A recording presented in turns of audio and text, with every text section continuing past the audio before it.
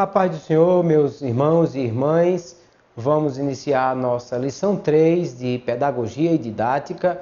Nessa lição vamos estudar sobre a aprendizagem numa visão dinâmica. Vamos observar nesta lição como o estudo da aprendizagem vem se desenvolvendo ao longo dos anos e como os vários pensadores apresentaram as suas teorias a respeito de como se desenvolve a aprendizagem, o desenvolvimento intelectual de cada um de nós, porque conhecendo como funciona a aprendizagem, como funciona a mente humana no que diz respeito ao aprendizado, certamente nós teremos melhor condição de preparar o nosso material e de interagir com os alunos de acordo com a necessidade deles e com o modo como funciona a aprendizagem. É isso que nós vamos observar nessa lição de número 3. Desde o início, os primeiros pensadores já começaram a preocupar-se sobre entender essa questão da aprendizagem. Como é que a mente humana processa as informações que ela recebe e transforma isso em aprendizado. O primeiro a pensar sobre essa questão de como funciona a aprendizagem foi o filósofo Sócrates, no século V a.C., e nós não temos nada escrito de Sócrates, mas temos do seu aluno, que nos informava sobre como Sócrates pensava essas coisas e como ele já imaginava a ideia de como funcionava o aprendizado. Sócrates trabalhou uma forma de interação com o aluno, que é chamado ensino socrático, que é através de um diálogo. O professor vai conversando com o seu aluno, fazendo perguntas e levando o aluno a, através desse questionamento, encontrar o caminho certo da solução para essas perguntas. A ideia do diálogo socrático era conduzir o aluno de forma a ele próprio alcançar a consciência das suas falhas, das suas limitações, e ele pudesse, através dessa pesquisa, encontrar o caminho da resposta certa para essas indagações. De maneira que esse pensamento de Sócrates foi muito utilizado e ainda hoje o método socrático é utilizado por alguns exatamente para levar o aluno, conduzir o aluno de forma indutiva a chegar a conclusões a respeito de qualquer assunto através de perguntas, do diálogo e de todas essas coisas. Esse pensamento de Sócrates foi aperfeiçoado ao longo dos anos, principalmente os filósofos que foram discutir esse assunto para encontrar uma forma de entender melhor como a mente humana funciona e como esse aprendizado se dá. No século XVII, John Locke foi um grande pensador que destacou-se com relação a essa questão do aprendizado, ou principalmente da questão de como funcionava o conhecimento humano, como é que o homem adquiria conhecimento. Para John Locke, tudo estava baseado nas experiências que o aluno tinha através dos sentidos, os 5 sentidos do corpo, que são a forma como o corpo interage com o meio físico exterior, e através dessa experiência adquirida através dos sentidos, John Locke dizia que a mente humana ela absorvia tudo isso. Locke entendia a mente humana como uma folha em branco, que nascia sem ter nenhum conhecimento, nenhuma experiência de coisa alguma, mas através dos sentidos ele ia percebendo o mundo, ia desenvolvendo o seu intelecto a partir dessas experiências que aí eram geradas. A doutrina de John Locke é chamada de associacionismo, porque era a associação que o indivíduo fazia dessas experiências comparando com aquilo que ele tinha nas suas ideias, é que ele gerava o conhecimento e o aprendizado. Então, para John Locke, a associação de experiências com experiências, de ideias com ideias, é que fazia esse aprendizado a partir do contato com o mundo exterior por intermédio dos sentidos.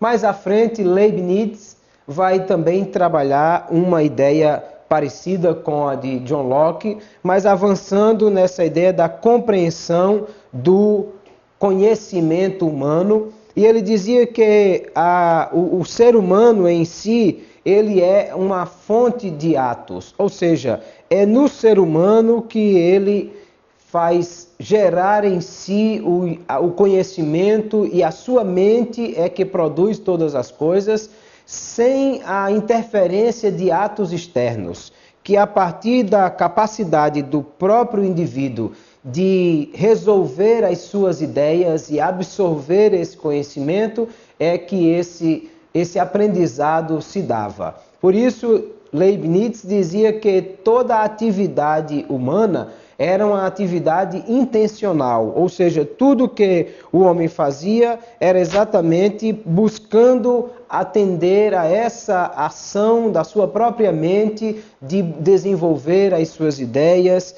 e sem nenhuma estimulação externa para que ele pudesse aprender.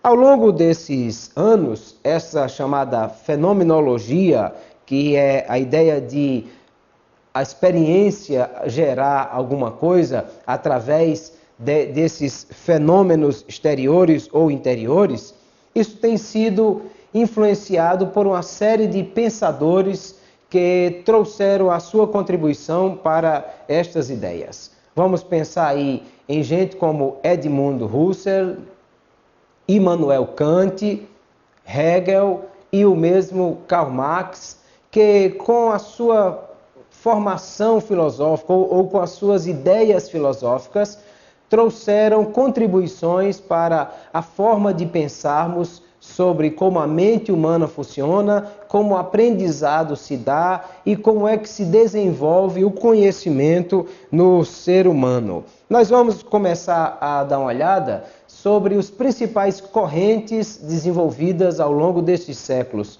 sobre o pensamento e a aprendizagem, para observarmos como esses pensadores desenvolveram e influenciaram essas questões. Começamos com a concepção comportamentalista, o behaviorismo. A palavra behavior é a palavra inglesa que quer dizer comportamento. A concepção comportamentalista, ela vai dizer que a formação desse pensamento, do aprendizado humano, se dá através de reação conforme o comportamento do homem em função daquilo que ele realiza ou da resposta que ele recebe. Um dos primeiros grandes pensadores foi Thorndike. Thorndike era um homem que fez muitas experiências, e é conhecida a ideia da experiência que ele fez com gatos em jaulas, e ele desenvolveu a partir daí o que foi chamada a lei do efeito.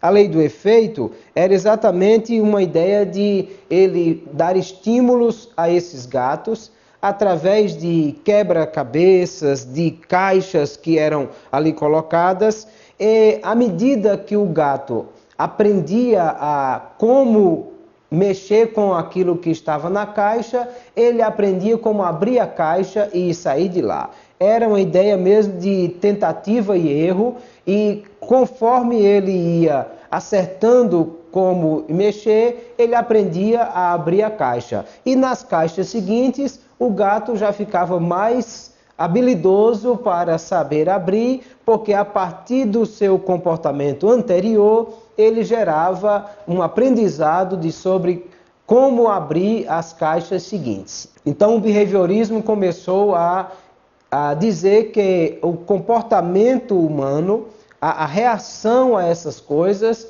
é que gerava o aprendizado. E que as pessoas aprendiam a partir dessas experiências e do comportamento mediante situações difíceis, complicadas que eram colocadas diante dele. Também na linha behaviorista, Ivan Pavlov, mais ou menos na mesma época, começou a fazer experiências na Rússia com cães. E as experiências que ele fazia eram experiências com campainhas e comida. Então o que ele fazia? Ele tocava a campainha sem oferecer comida ao cão. Depois ele tocava a campainha e oferecia comida ao cão. E todas as vezes que ele oferecia comida, ele tocava a campainha. E a partir de várias repetições, quando ele tocava a campainha, o cão já salivava. Então ele imaginou que era exatamente uma associação que o cão estava fazendo. Ele chamou isso de condicionamento clássico. Como o cão associou que campainha era ouvida todas as vezes que comida era oferecida, então quando ele ouvia a campainha tocar, ele já entendia que ia receber comida e na expectativa de receber comida, o cão já salivava e ele experimentou isso como uma forma de entender que essa salivação era desencadeada por esse estímulo exterior, a partir desse comportamento previamente condicionado que ele já tinha feito através das experiências com as campainhas. Pavlov então concluiu que as experiências poderiam ser controladas e o conhecimento, o aprendizado poderia ser gerado a partir de provocar essas experiências, conduzindo ou condicionando isso de acordo com o que quisesse ser feito. Dentro dessa ideia do condicionamento, um outro cientista, filósofo vai se destacar, que é Skinner. Skinner nasceu em 1904, é um americano, e ele começou a fazer experiências com ratos. As experiências eram semelhantes àquelas anteriores que foram feitas. Os ratos eram colocados em uma caixa, na caixa havia como uma espécie de alavanca, e aquela alavanca acionava um mecanismo que abria a porta para a comida. Então o rato começou a experimentar aquilo e perceber que todas as vezes que ele pressionava a alavanca, comida aparecia. Logo, quando o rato comia e já queria comer mais, ele já sabia que indo lá e pressionando a alavanca, a comida aparecia. Daí Skinner vai desenvolver exatamente essa ideia de que o rato ele passou a ter um comportamento, a ter ações que foram condicionadas de acordo com as suas necessidades atendidas. E ele chamou isso de condicionamento operante. Todas as vezes que ele oferecia a comida ao rato, era como consequência de um comportamento do rato que foi estimulado ou condicionado de acordo com aquilo que ele queria fazer. Logo, ele entendeu que o aprendizado do ser humano também estava relacionado a isso. Quando o bebê jogava alguma coisa no chão, aí ele ouve a pancada e alguém dá uma risada ou tem um susto, aí ele joga aquilo de novo e a pessoa reage do mesmo jeito, e aí o bebê se estimula e ri e acha bonito, porque ele aprendeu que jogando aquilo no chão, ele condiciona um comportamento e uma reação que ele já espera que aconteça, porque ele aprendeu que uma coisa está relacionada à outra. Portanto, Skinner entendia que dentro dessa ideia o comportamento gerava um aprendizado e esse comportamento necessitava de um reforço. O reforço é alguma coisa que provoca um estímulo, que estimula aquilo a acontecer. O reforço pode ser positivo, no sentido de que quando o bebê joga aquilo e ele tem uma ação positiva, ele entende que deve continuar, que aquilo é algo bom. Se ele faz alguma coisa e recebe uma resposta negativa, então ele entende que não deve continuar. Se ele faz uma brincadeira, a mãe reage de forma positiva, ele quer brincar novamente. Se ele quer pegar alguma coisa, a mãe diz não ou dá uma palmada, aí ele entende que não deve fazer isso e isso é um reforço negativo. Então o behaviorismo vai entender que o aprendizado, o condicionamento se dá através de reforço e motivação.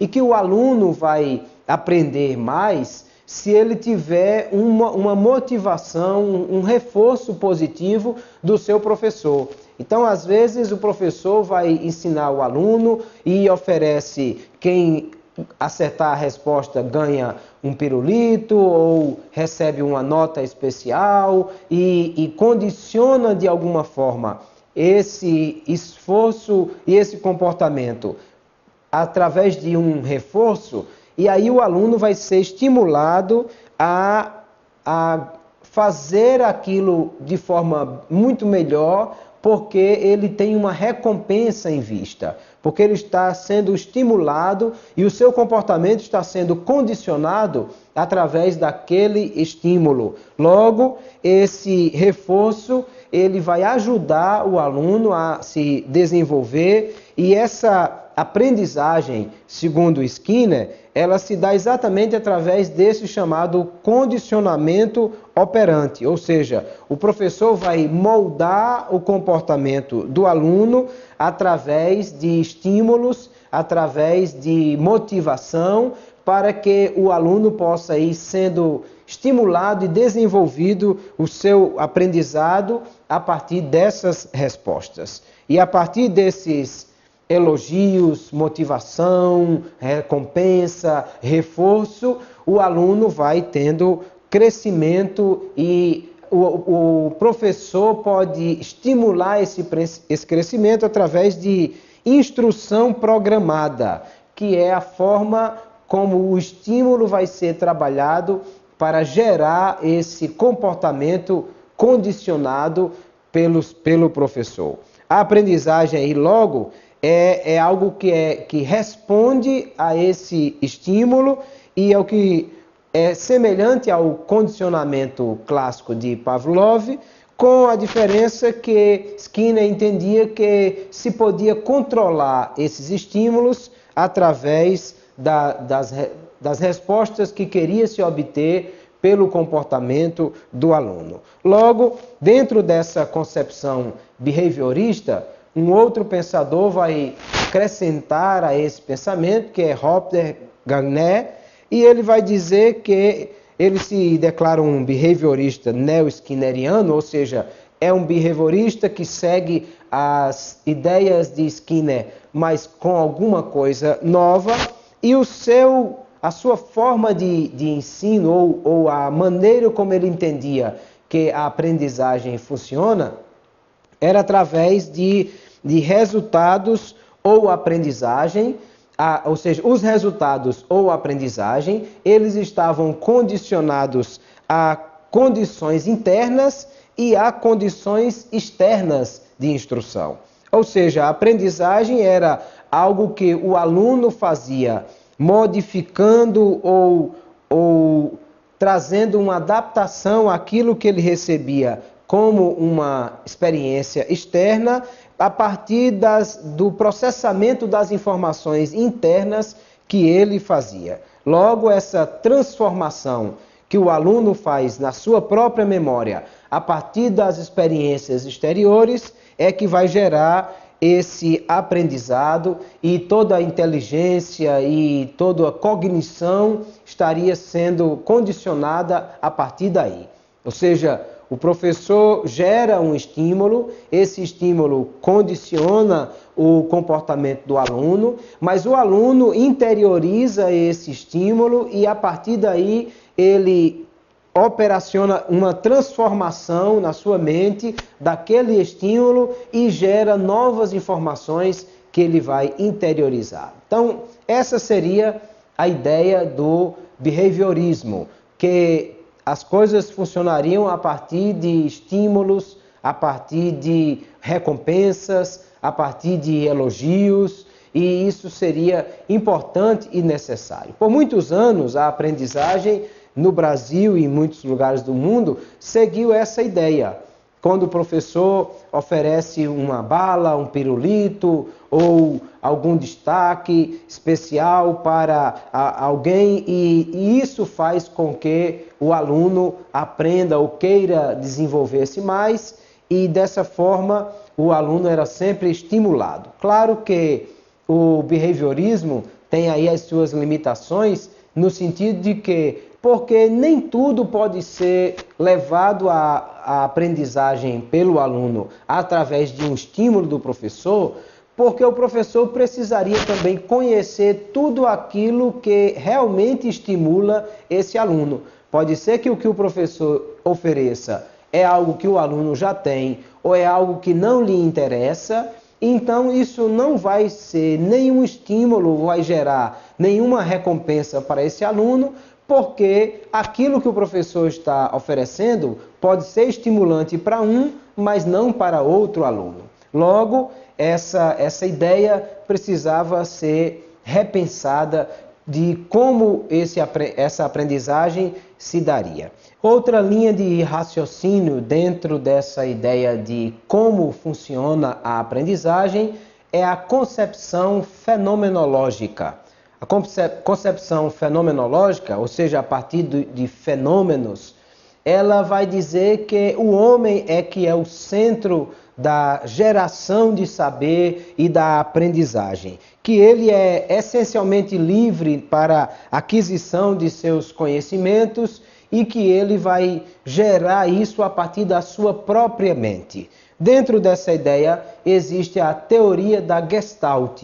Dois pensadores vão apresentar a sua visão dentro da teoria da Gestalt. Os que mais se destacam aí são Max Wertheimer e Wolfgang Kohler. Max vai entender, e foi um dos pioneiros nessa ideia de gerar, de pensar como é gerado o aprendizado, como é que funciona isso na mente. Ele fez experiências e ele entendia que esse conhecimento era gerado a partir daquilo que o próprio aluno entendia da concepção geral das coisas.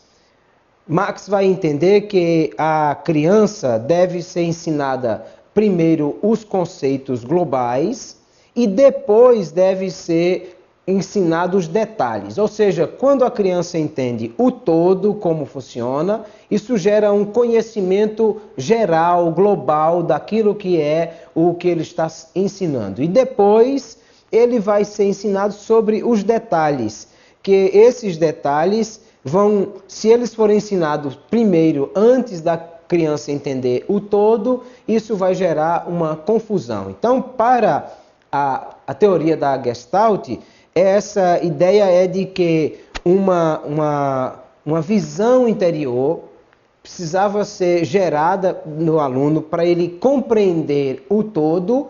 A partir daí, ele vai entender as partes, e com a aprendizagem dependia simplesmente do entendimento do todo para a compreensão das partes, e não apenas uma acumulação de ideias e de respostas certas e erradas que eram geradas através de tentativa e erro.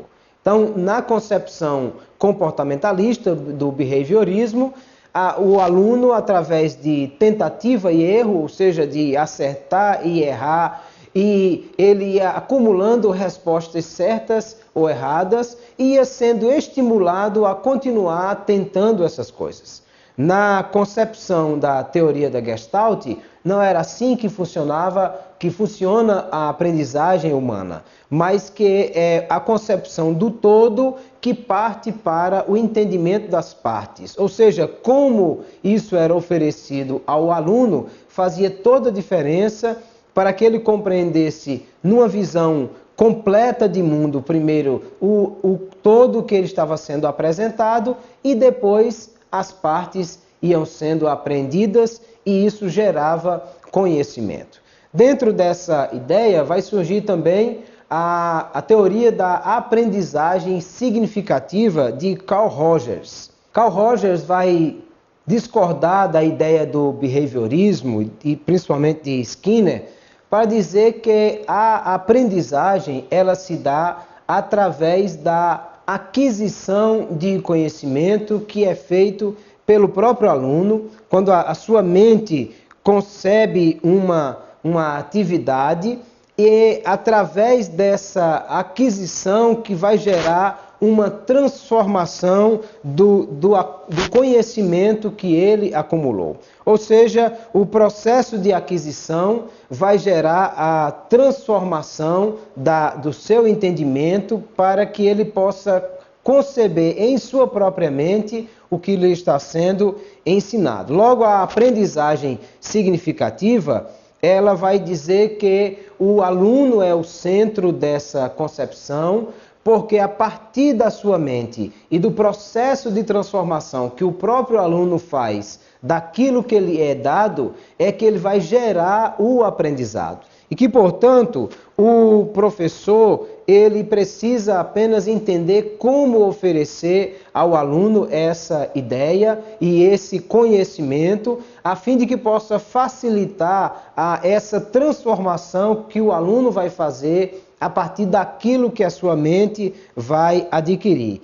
Que é necessário, portanto, no pensamento de Carl Rogers, seria necessário uma mudança na estrutura de ensino para que nós pudéssemos oferecer ao aluno um aprendizado dentro daquilo que é a sua capacidade de transformar o que ele recebe, e isso seria através de uma forma organizada de pensar e fornecendo ao aluno uma estrutura mental que facilitasse essa mudança, essa transformação daquilo que ele já conhece para aquilo que ele precisa conhecer.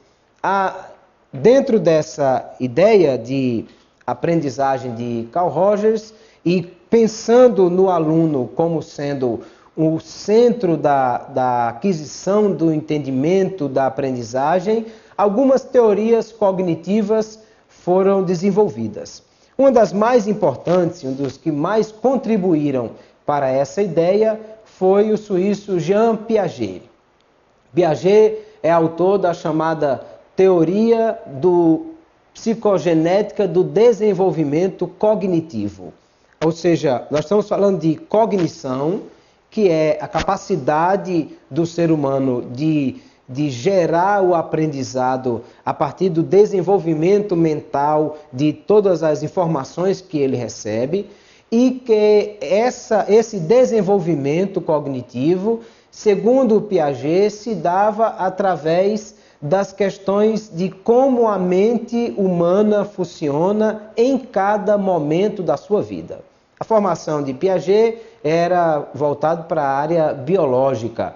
Então, Piaget ele buscava entender como a mente do aluno funciona em cada etapa da sua vida. Porque ele entendia que a cada momento a mente estava trabalhando de uma forma diferente, ou a aprendizagem se dava de forma diferente, conforme a idade dessa pessoa. Logo, Piaget vai apresentar a sua visão, chamada visão interacionista do desenvolvimento, e ele vai apresentar isso em 4 momentos diferentes do desenvolvimento humano.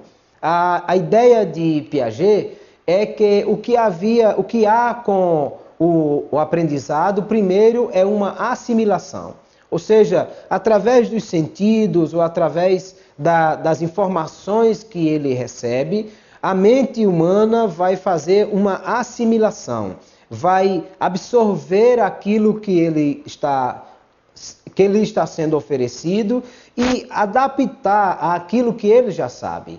Se o aluno já tem um conhecimento a respeito daquele assunto e algo novo está sendo oferecido, a primeira coisa que o aluno vai fazer é uma assimilação, ou seja, ele vai buscar adequar isso àquilo que ele já sabia.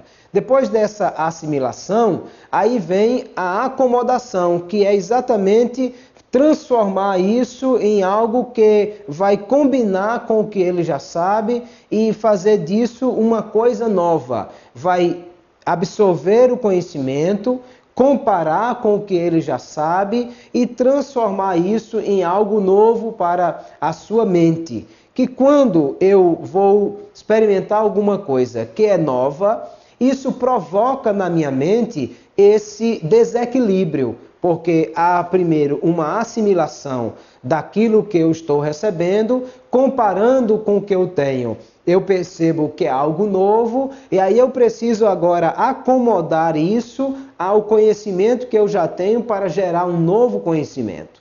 Então, segundo Piaget, essa assimilação e essa acomodação iam gerar um desequilíbrio na mente do indivíduo a partir daquilo que ele já sabia comparado com o que está recebendo agora. E que o que gera o aprendizado, o que gera o conhecimento, é o que ele chamava de equilibração, que é exatamente o equilíbrio entre a assimilação e a acomodação. Ou seja, quando o aluno recebe uma orientação nova, algo novo lhe é apresentado, ou uma nova experiência lhe é sugerida, ele tem que fazer uma nova atividade que ele não sabia ainda.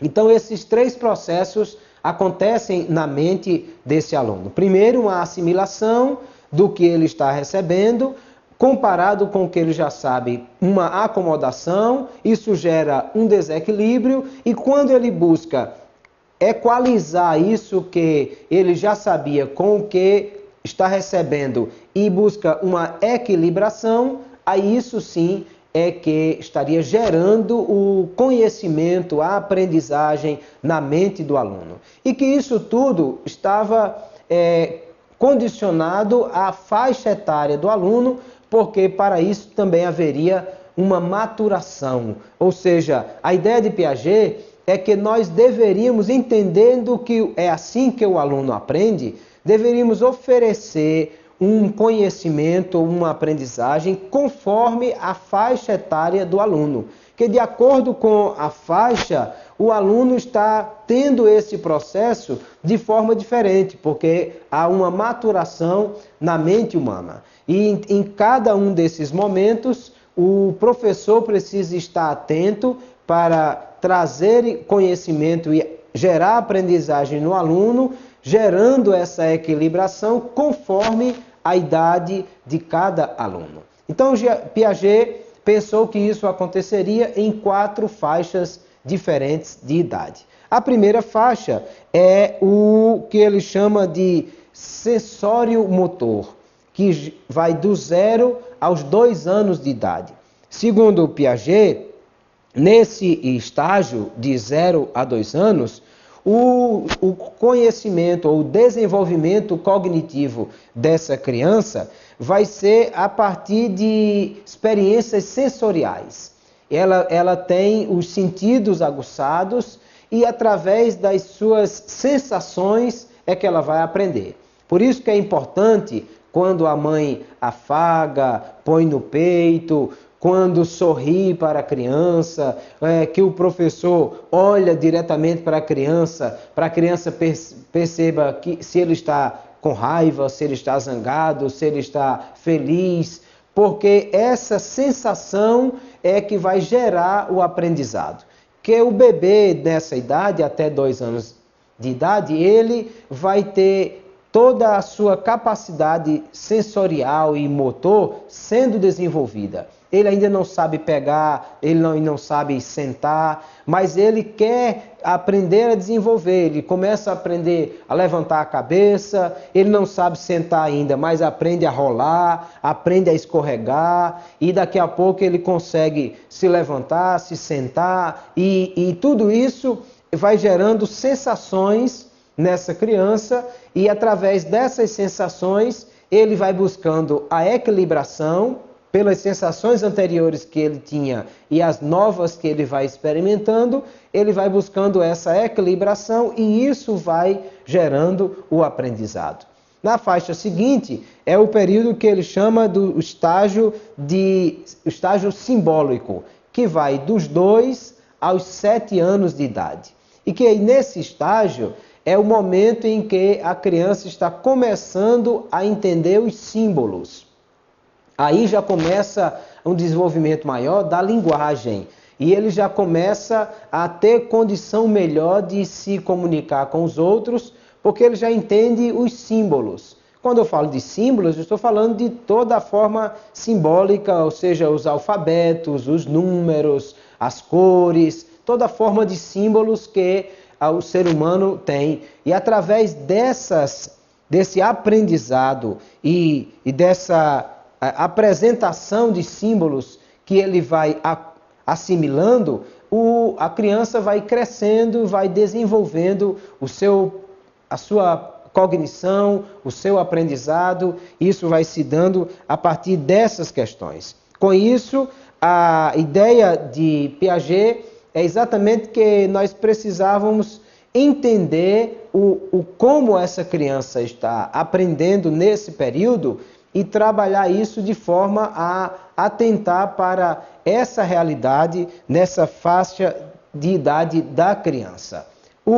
A terceiro estágio é o chamado estágio conceitual. É a fase da chamada inteligência operatória, que vai dos 7 aos 11 anos de idade. Dentro dessa faixa etária, aí a criança já tem novas condições de assimilar ideias novas, de aprender a partir de situações novas, porque ela já tem uma relação melhor com o meio. Aquela criança da faixa etária de 2 a 7 anos é uma criança muito mais egoísta, porque ela está começando a aprender a partir do seu próprio corpo e das suas próprias sensações e começando a experimentar isso aí. Aí, aos poucos, ele vai entendendo a importância do outro. Ele vai entendendo a importância do seu coleguinha, das outras pessoas, do pai, da mãe. E aí começa a ter uma relação melhor com esse meio. Já nessa faixa de 7 aos 11 anos, é o contrário disso. Porque ele já consegue uma relação melhor com o meio. E aí é o momento que começam a se formar os grupos, as amizades, porque a partir daí a interação com o meio e com o outro é muito maior, porque esse desenvolvimento se dará a partir da capacidade que esse aluno já tem da relação com o outro.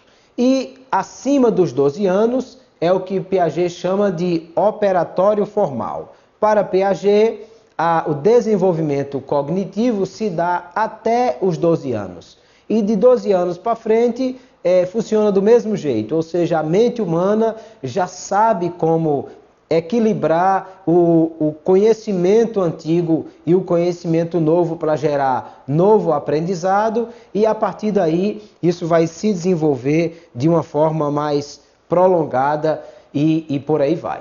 Claro que é muito interessante essa ideia de Piaget, porque ele está apresentando essa forma de aprendizado em cada etapa da vida. O professor da escola dominical, por exemplo, ele pode adquirir conhecimento a partir da visão de Piaget para que saiba como tratar com a criança do maternal, com a criança do berçário, com a criança do jardim da infância. Em cada etapa da vida dessa criança, ele possa trabalhar isso de forma distinta. Não podemos deixar de imaginar que isso não é uma coisa completamente padronizada. Ou seja, há crianças com 2 anos de idade que ainda não entraram nesse segundo estágio que Piaget entende, porque de alguma forma, alguma coisa atrasou esse desenvolvimento. E para Piaget, primeiro vem a linguagem, o simbólico nesse momento da etapa da vida, para isso gerar a aprendizagem. Mas nem todos se desenvolvem exatamente do mesmo jeito, exatamente no mesmo tempo, e nem todas as pessoas vão ter a mesma idade mental, vamos dizer assim, ou o mesmo desenvolvimento mental de forma igual, conforme a idade biológica que ele possui. Então, para contrapor um pouco essa ideia de Piaget, surge aí a visão de Lev Vygotsky.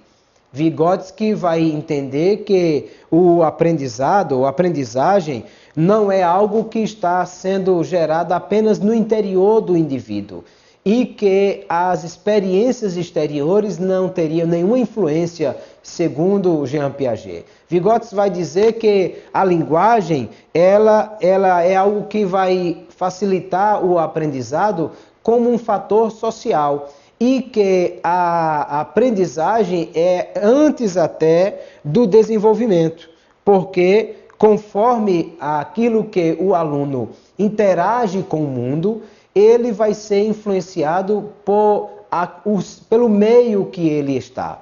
Para Vygotsky, esse aprendizado vem de fora para dentro, ou seja, o meio, a cultura, tudo isso vai influenciar no desenvolvimento dessa criança e ele vai ter uma relação de dependência recíproca com o meio e aquilo que ele tem capacidade de interiorizar. Ou seja, para Vygotsky, a relação social era muito mais importante no aprendizado do que apenas a capacidade intelectual do indivíduo.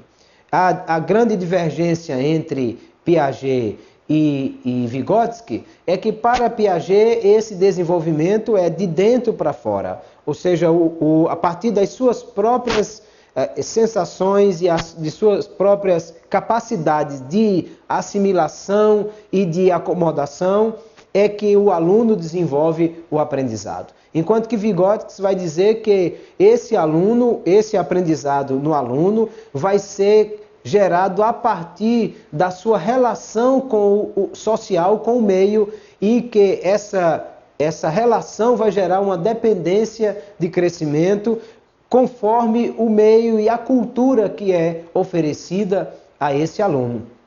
Para Vygotsky, portanto, essa ideia da cognição é um processo de desenvolvimento a partir da interação que ele tem com o exterior. Por isso que para Vygotsky a linguagem é extremamente importante para o desenvolvimento e o aprendizado desse aluno, porque é o principal meio de interação social que ele vai ter. Dentro dessas ideias, novos pensadores surgiram para trazer contribuição para essas teorias cognitivas e, mais recentemente, tem sido muito estudado a ideia da aprendizagem significativa a partir da concepção de David Altshuler. David Altshuler é um americano, filho de judeus, e ele começou a desenvolver a sua teoria a partir dessa ideia que o conhecimento, a cognição se daria a partir de uma estrutura cognitiva que era apresentada ao aluno. Ou seja, que para o aluno aprender as coisas novas, ele teria que ser estimulado conforme os questionamentos que lhe fossem apresentados. Para David Altshuler, o professor nunca deveria começar uma aula apresentando uma definição de um conceito ou de qualquer coisa assim, mas sim apresentando sempre uma questão, uma pergunta. Porque quando o aluno é questionado, aí ele vai buscar entender o que é vai gerar a resposta a essa pergunta e que o professor nunca deveria oferecer algo pronto para o aluno, conceitos formados, mas ir gerando no aluno o desejo de construir esse entendimento a partir dessa estrutura cognitiva que é oferecida, que é montada, e ele entende que isso se dá através de fatores que ele chama de ampliação e refiguração. Ou seja, quando eu ofereço ao aluno alguma coisa que o aluno já sabe, isso não gera nenhum tipo de conhecimento ou de aprendizagem para esse aluno, porque ele já sabe isso. Mas quando eu ofereço ao aluno alguma coisa que ele não sabe ainda, o aluno vai receber essa informação e vai gerar algo novo na sua mente, ou seja, vai haver uma ampliação daquilo que ele já sabia. A partir dessa ampliação que o aluno vai fazer com o que ele já tem, aí ele vai gerar uma reconfiguração de toda a estrutura cognitiva que ele tem, ou seja, o que ele sabe vai aumentar, vai ser reestruturado a partir das novas informações que ele vai descobrindo. E dentro dessas ideias, um outro pensador que tem sido muito estudado também é Jerome Bruner. Ele é o pai da chamada psicologia cognitiva. E Bruner vai entender, diferente de Piaget, por exemplo, que essa ideia do conhecimento, da aprendizagem, é algo que vem a partir da linguagem e do conhecimento que é gerado, e para ele o pensamento e a linguagem são coisas distintas. Ou seja, aquilo que o aluno tem na sua mente e aquilo que ele expressa através da sua linguagem são coisas distintas, porque ele aprende na sua mente, mas ele também interage com o mundo através da sua linguagem. Para Jerome Bruner, o professor deve ser visto como um facilitador, ou seja, alguém que vai conduzir o aluno para que ele possa gerar o seu próprio conhecimento a partir dessas informações e dessas experiências que o professor está conduzindo o aluno a desenvolver. E outra coisa que Jerome Bruner vai discordar de Piaget é que ele vai entender que o aluno é quem elabora as suas próprias representações, ou seja, que o aluno ele tem disposição para aprender independente do estágio que ele esteja de desenvolvimento corporal ou mental. Que a ideia não é apenas a questão de em que idade o aluno está, mas em como esse aprendizado é oferecido a ele.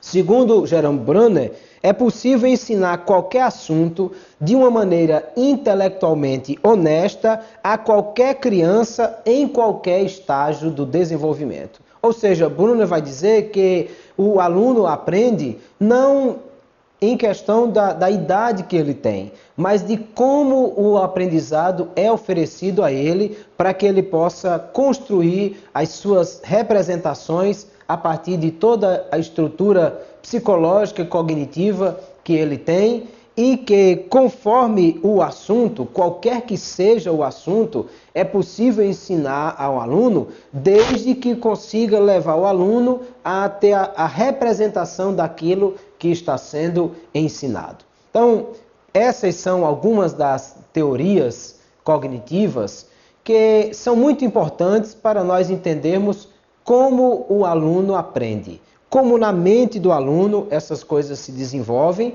para que a partir disso nós possamos elaborar nossa aula não pensando no professor. Você não vai elaborar a aula pensando no que você gosta de fazer ou como você gosta de pensar, mas vai elaborar a sua aula pensando no seu aluno, como ele aprende, o que ele já sabe, como oferecer a ele a oportunidade de aprender mais, como provocar nesse aluno o desejo de ter mais conhecimento e como conduzir esse aluno em uma evolução de ideias e de pensamentos para que ele possa aprender mais e melhor. Eu incentivo os nossos alunos que pesquisem mais sobre esses pensadores e que procurem entender o que isso pode ser aplicado para a sua aula de escola dominical, do seminário, a fim de que nós possamos cada dia entender melhor quem é o nosso aluno, como ele pensa, como ele age, e que possamos fazer da nossa aula uma aula que provoca crescimento, cognição, aprendizagem no nosso aluno, para que ele se desenvolva cada vez mais e melhor. Dentro dessa ideia de como o aluno aprende, é importante nós pesquisarmos também aquilo que atrapalha o conhecimento do aluno, aquilo que atrapalha o desenvolvimento mental do aluno. Logo, nós vamos estudar agora também problemas e dificuldades da aprendizagem, aquilo que traz dificuldade, porque nós podemos claramente identificar que nem todas as pessoas se desenvolvem exatamente do mesmo jeito. Você pode ter lá na sua sala, na sua classe de escola dominical, alunos da mesma faixa etária, porque a escola bíblica dominical é dividida em faixas etárias, e você pode ter alunos da mesma faixa etária, na mesma cidade, dentro de uma mesma perspectiva de um cenário econômico e social, mas que não se desenvolvem de forma igual. Às vezes aquele menino, aquela menina que não consegue acompanhar o ritmo da classe, não consegue andar na mesma velocidade da turma. E é preciso que o professor esteja atento a essa realidade. Por que aquele aluno não consegue acompanhar a turma? É aí a importância de nós estudarmos essas questões para entendermos isso. Primeiro, vamos entender que há perturbações na aprendizagem, ou seja, há coisas que interferem no aprendizado do aluno, de maneira que ele não vai conseguir desenvolver-se como os demais. Entendendo como as teorias que nós vimos há pouco, que o aluno não somente ele interioriza e transforma o conhecimento que ele recebe, mas que isso depende também da sua relação com o meio, então essa relação afetiva é muitíssimo importante para que o aluno possa ter um bom aprendizado. Logo, uma criança que passou por um problema de relacionamento, uma criança cujos pais se separaram, ou que perdeu um irmão, ou a mãe, o pai, ou um ente querido, a avó, uma criança que passou por traumas emocionais relacionadas a algum relacionamento com alguém, ela vai ter perturbação nessa aprendizagem, porque isso vai gerar distúrbios psicossomáticos que vão trazer dificuldades para essa criança.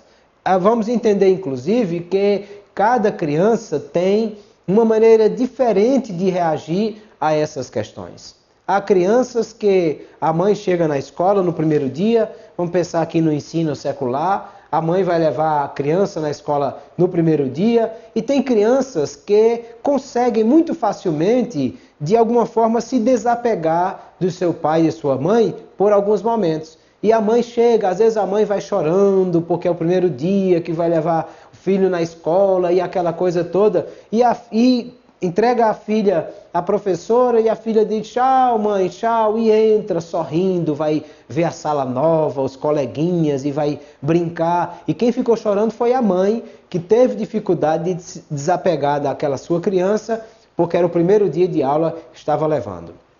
Mas acontece o contrário também. Acontece da criança que é tão apegada à mãe, ao pai, e ela não consegue trabalhar bem essa relação naquele momento, que sequer consegue ficar em sala de aula e que vai sair quer sair da sala de aula, não se concentra nos coleguinhas. Aí é importante nesse momento, as escolas orientam que no primeiro dia de aula, o pai ou a mãe que vai acompanhar não se afaste da escola, fica lá, fica no pátio, fica na sala própria, exatamente porque naquele momento a criança tem dificuldade de entender e trabalhar essa questão da relação com a mãe, com o pai, do apego que ela tem. E essas questões vão, claro, influenciar nas questões da aprendizagem dessa criança. Dessa maneira, eles vão aprendendo a como trabalhar essa questão relacional. Da mesma forma, às vezes a criança é uma criança que é filho único, todos os brinquedos são seus, tudo que tem em casa é de seu uso, porque ela não precisa dividir isso com ninguém. E vai chegar na escola dominical, vai chegar em sala de aula e agora o brinquedo tem que dividir com o outro, aquilo que é de uso da classe é para todo mundo. E a criança vai enxergar no outro um rival, alguém que ela tem dificuldade, exatamente porque em casa ela não teve essa oportunidade de aprender ou compartilhar e ter alguém com quem dividir esses momentos. Logo, tudo isso traz dificuldades e perturbações. Quando pais separados, aí agora o pai passa o fim de semana com o filho, a mãe fica durante a semana, e isso, dependendo se é uma filha ou um filho, ele vai reagir também de forma diferente, porque a maneira como ela era mais apegada ao pai ou à mãe, se o pai era quem brincava com o filho e fazia as atividades com ele, e agora está longe,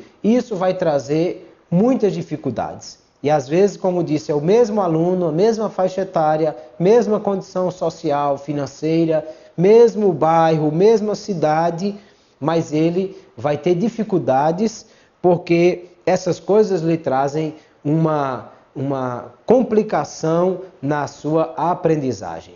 Por isso que também nós, pais e mães, somos muito responsáveis por tudo isso.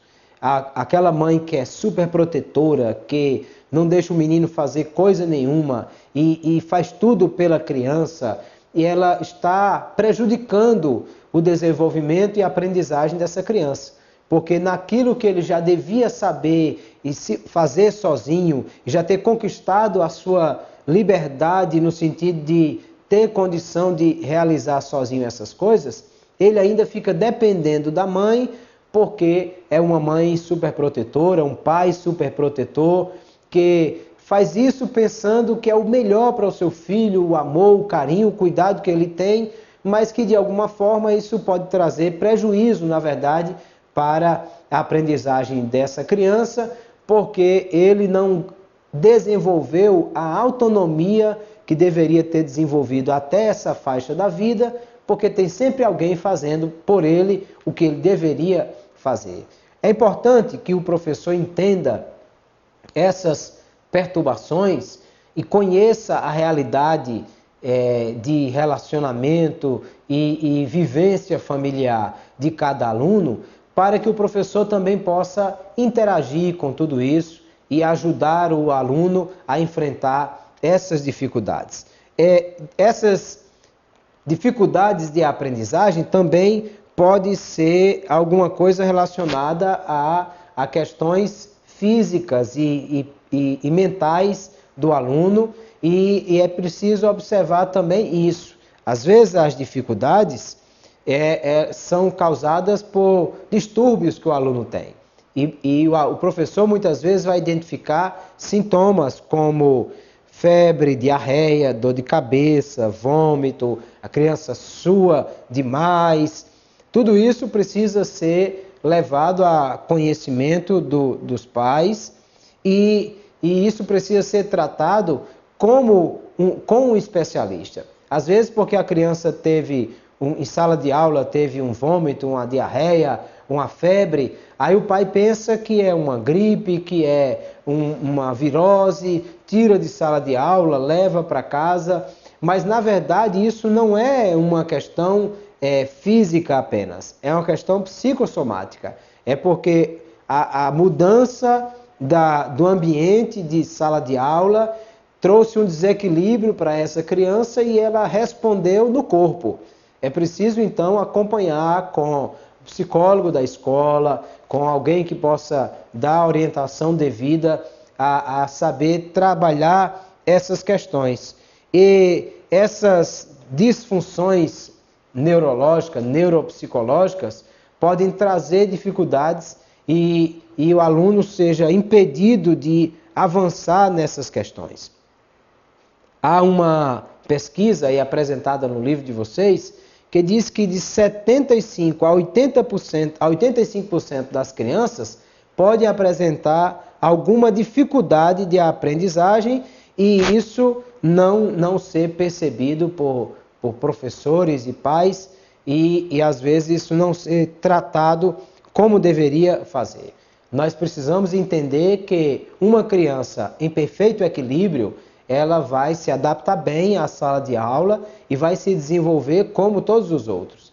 E se essa criança não está com essa condição, então precisa ser investigado, precisa ser analisado, precisa estudar com um especialista o que é que está havendo, porque isso pode ser uma dificuldade de aprendizagem causada por qualquer questão neuropsicológica que venha trazer dificuldades para essa criança. Como também alguns problemas escolares podem trazer dificuldade para o aprendizado da criança. Primeiro que a criança, às vezes em casa, a mãe não tinha uma maior exigência no que diz respeito a controle. E isso é algo ruim muitas vezes, porque nós precisamos criar os nossos filhos estabelecendo limites, determinando normas e regras. Claro que a casa não é um quartel, mas também não pode ser uma coisa completamente livre de regras, de normas, de comportamento orientado, porque as crianças precisam disso. A Bíblia diz que aquele que corrige, que disciplina, é o que ama. Logo, pais precisam criar os seus filhos dentro de limites estabelecidos, obedecendo a regras da casa, e todas essas questões são muito importantes. Às vezes, por não haver isso em casa, o aluno tem dificuldade de relacionar-se bem com as normas e disciplina da escola. Porque na escola vai ter hora para lanchar, hora para brincar, hora para realizar as tarefas. Na escola há normas de comportamentos que são estabelecidos, qual fardamento que deve ser utilizado. Até mesmo na escola bíblica dominical há normas e horários próprios para o que precisa ser feito. Se a criança não teve isso em casa, aí ela vai ter dificuldade na escola, porque ela tem dificuldade em seguir normas, em obedecer regras, porque isso não vem sendo trabalhado nessa escola. Por isso mesmo é que essa questão aí precisa ser vista. Às vezes a relação com os colegas, e hoje tem sido muito trabalhado essa ideia do bullying, ou seja, a maneira como as pessoas reagem a uma dificuldade de relacionamento na escola, em sala de aula, e às vezes há pessoas que não têm nenhuma dificuldade com isso. Alguém diz uma brincadeira, uma piada ou qualquer coisa assim e ele consegue levar numa boa, diz uma piada com o outro também e está tudo resolvido. Mas outros não. Há outros que têm muita dificuldade e isso traz enormes problemas para a aprendizagem desse aluno, porque ele não sabe lidar com essas questões. Ao mesmo tempo, a escola precisa estar atenta a isso, a não permitir que os alunos causem esse tipo de problema um no outro, ou pior ainda, quando isso é causado por um professor que não sabe lidar com o aluno de forma correta e acaba trazendo dificuldade e gerando nesse aluno essa dificuldade por submetê-lo a situações constrangedoras e a coisas que possam trazer dificuldade para a sua aprendizagem. Logo, professor e pais precisam estar atentos a essa questão, a direção da escola precisa estar sempre oferecendo treinamento e reciclagem aos professores para que eles possam compreender bem essas questões. E nós precisamos cada dia aprender mais sobre como funciona a mente do nosso aluno, como ele se desenvolve, a fim de que, como professores, nós possamos elaborar as nossas aulas pensando no crescimento, no desenvolvimento do nosso aluno e possamos encontrar, com a ajuda de Deus, a melhor forma de gerar uma aprendizagem sadia e que possa cada dia contribuir para que os nossos alunos sejam alunos melhores, bem desenvolvidos e crescendo cada dia na graça e no conhecimento da palavra de Deus. Obrigado a todos. Deus abençoe. A paz do Senhor.